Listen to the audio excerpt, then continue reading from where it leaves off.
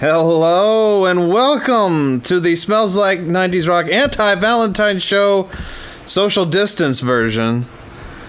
We're not in studio for this one. Life was different when we did this episode last year. It's even more loveless now. Yeah. We were in studio together. We were happy.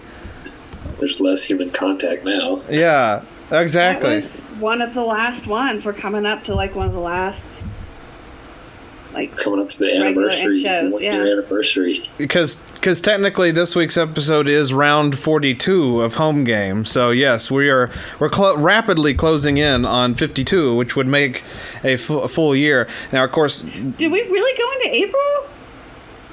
No. What? I was furloughed on the 17th. We did do April? the show. That was on a Wednesday because it was like St. Patrick's Day. But we did do March. the show. The last live show we did. The show that following Friday. The last live show we did was the second to last Friday in March of last year. Well, if we're on week 42, we need 10 more weeks. But keep in mind, we also did 4 episodes live during the pandemic. So we're technically, this would technically be the 46th episode that we did live. Yeah. Okay.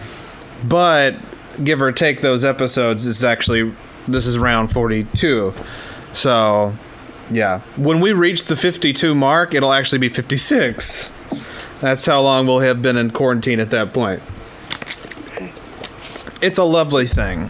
We're still going to celebrate that second to last weekend in March. What an anniversary. As the 1 year of alone time. That's right. You know, COVID's gone too long when it's breaking pork. When pork's ready to go out and make friends. Well, yeah. The pandemic's gone on too long. Like that comment still concerns me when he's like, I want to go out and make 20 friends. That's what he said. I want to go out to bars and make 20 friends. And I'm like, who is this man? I'm definitely, and Pork knows this because he's made that promise. Like, when it's over, I'm going to go to a bar with him, and I'm going to make him talk to at least one other person. That's all right. That's goals. That's hard. I can make it happen. That's right. Yeah. Strike up a conversation. Just strike up a conversation, and then if you don't like them, we'll tell you to hold on to them until whenever the next Anti-Valentine show is, and we'll break you two up on the Anti-Valentine show. Yep. Just hold on until then. What did we agree to do? I can't waste another year. That would be like another year of COVID, basically. Would it though? The equivalent, yeah. Mm-hmm.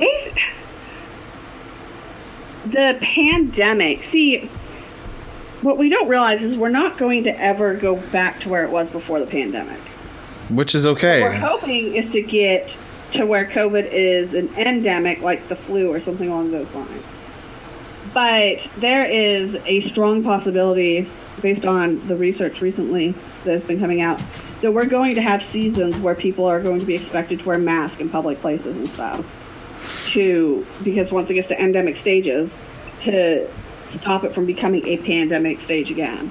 So there's all these businesses that are cropping up now who are trying to do things to respond to the endemic. That, like, you know, the mass production people, like, they're still doing their thing, but there's also people who are trying to do kits. They're like, do it yourself at home COVID testing and stuff, so that when we get to the endemic stage. You imagine how many people are gonna have bristle brushes stuck up their nose, going to the emergency room, things like that. No, they're gonna get them baby Q-tips. They're never gonna stick it up far enough, so they're gonna have it anyway, and they're not gonna know. Yeah, there's that.